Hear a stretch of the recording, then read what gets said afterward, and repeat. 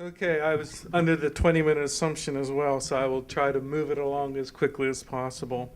The genesis for what I wanted to speak to you about today comes out of I work at a Catholic institution, and we've been in this process of trying to understand our own Catholic identity, our own heritage. Particularly, we were founded by a religious order, the Congregation of Holy Cross, and as fewer of those brothers and priests are around to live their charism, to demonstrate what it meant to be a Catholic and and an academic. We've had, as lay people, we have the task of trying to figure out what that means to take the place of these religious brothers and sisters and priests. And this process, I work in the interreligious areas within our ministry department, and I keep finding that the more I enter into interreligious dialogue, the more I am driven back to understanding and gaining an understanding of my own tradition. And I think that speaks well of what Gulen would advocate, that we come to an understanding of others and we come to an understanding of ourselves at the same time. So that's been the genesis of what I wanted to talk about. So I'd like to talk about two gentlemen, Fethullah Gulen, obviously, and then Father Basil Moreau, who is the founder of the Congregation of Holy Cross. He was a Roman Catholic priest in 19th century France. He founded a system of schools, most notably the University of Notre Dame in Indiana, probably the most famous of the schools, but started off with just small little elementary schools, 150 years ago. So I'll share a little bit about these two gentlemen. And hopefully from their experiences, we'll have some offerings on what we might do as far as proceeding in interreligious dialogue, what we can learn from these two gentlemen. So we have Father Basil Moreau, as I said, who entered into the world in 19th century France right after the Reign of Terror and the French Revolution.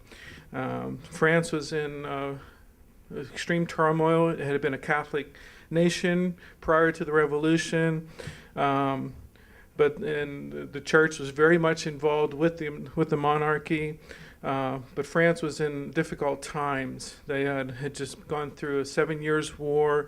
They built elaborate palaces at Versailles, and they were in kind of financial straits. And they had a growing urban population and a growing peasantry that were asking for more demands upon the government that the government was unable to fulfill.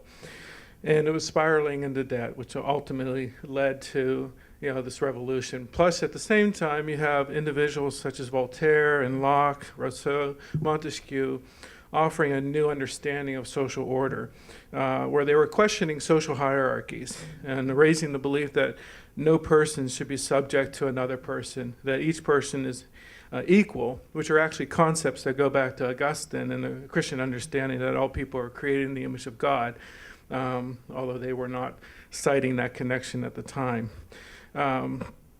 And the democratic gospel of the French Revolution rested upon the glorification of man rather than God.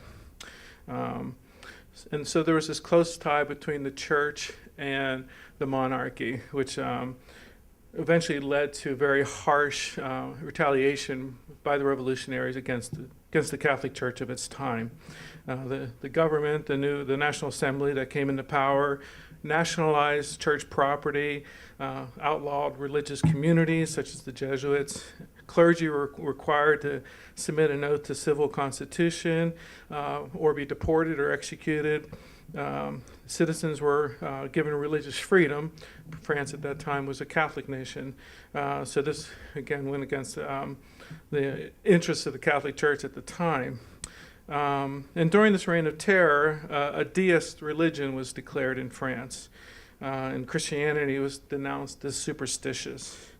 The nationalization of church property greatly impacted the educational system of France, and this is what I find the most interest when we talk about Gulen and Moreau and the educational system.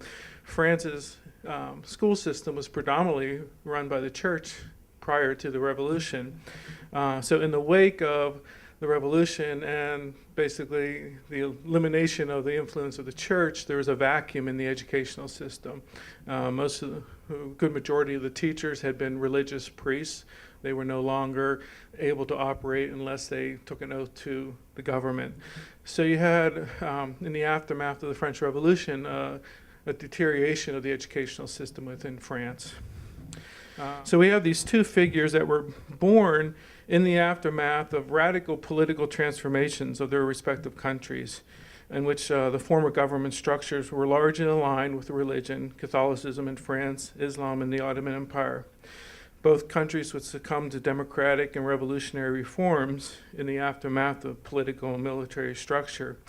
And while religion was discouraged, and in some cases even attacked, by secular-leaning governments, both these religions maintained a very strong presence within their respective countries, because they were embodied in the people, maybe not in the political systems, but they were embodied in the people, and within people's worship and lifestyles. As stated earlier, I want to talk about the education systems that have come out of as a result of these two gentlemen. In both countries, you had governments that seized the educational system and used it, at least for a period of time, to try to promote nationalism and to promote a new order, a new understanding that was more focused around human understanding as opposed to centrality of God. In France, Father Moreau, recognizing the growing liberalism that was very anti-Catholic, it was a system that rejected any sense of supernatural view of life, and it was guided by a really belief that Christianity in particular was antiquated. It was a relic of the Dark Ages. It was obsolete. It was further believed in France that Catholicism was unable to progress due to a pre-scientific mentality it should be excluded from participation in education and culture.